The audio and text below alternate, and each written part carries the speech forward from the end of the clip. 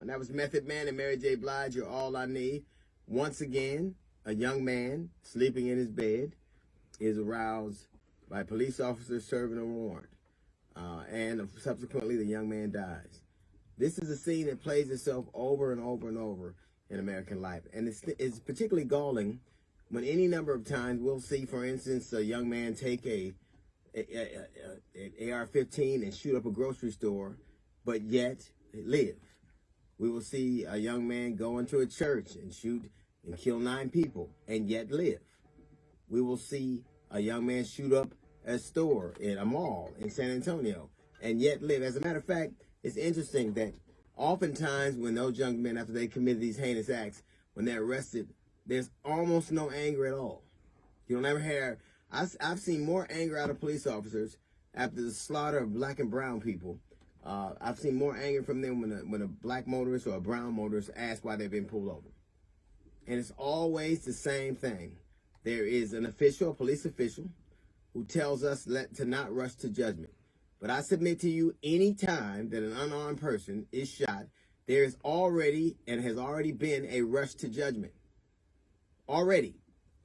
Whether it was Amber Geiger walking through the wrong apartment and shooting a man down, whether it was what happened with Breonna Taylor, whether it was happened with Tamir Rice, our streets seem to be filled with men anxious to kill people. Now, I can't tell you what is in their mind. I can't tell you what is in their hearts. But I can tell you that the juxtaposition of seeing people after the slaughter of people walk away or go to Burger King is a lot to take. And to hear people telling us to not rush to judgment, which is exactly why we're here. We're here because somebody did exactly that. Somebody rushed to judgment. In Columbus, Ohio, a 20-year-old boy who they were serving a warrant on is dead now. If you see the video, that cop acted immediately.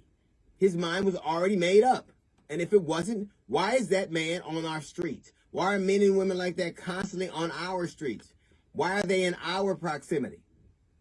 Why are we always being admonished by whatever officials are giving the speech and telling us how they feel bad for our families and we're all in this together? Why are we always being told not to rush to judgment? Shouldn't that be them?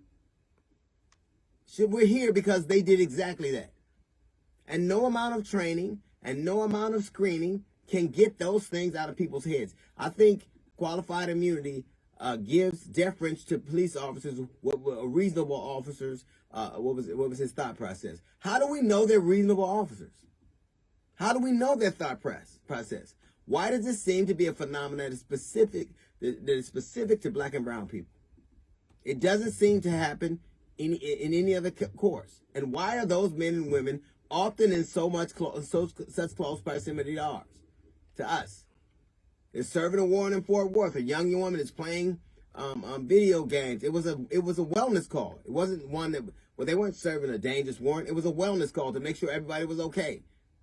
And they came in guns blazing, and now she is dead. And it happens over and over and over again with the same admonition. Let's not rush to judgment. You did that. We're here because of your rush to judgment. We're here because of your consistently doing the same things all over the country. This phenomenon is specific to a group of people. It happens over and over again. I understand you do a hard job. I understand it's a frightening thing. I understand it takes a lot of mental and intestinal fortitude to do it. But if things like this continue to happen, maybe you got the wrong set of people doing it. You didn't even react. Sure, if you can wait while a man has an AR-15 that you know has killed dozens of people, you can be patient enough to see what's going on there. If you can be patient enough after a man takes a gun to slaughter them in church, if you can be patient after a man has slaughtered all those people in a mall, how come you can't be patient when you're serving a warrant at 2 o'clock in the morning when somebody's asleep? I will tell you what, it is a dangerous job you do. And maybe you're right. Maybe we shouldn't rush to judgment. But I tell you what, you stop doing it first. That's a little note from the GED section. We got a jazz report coming up in 15 minutes. It's the D.L. Hughley Show.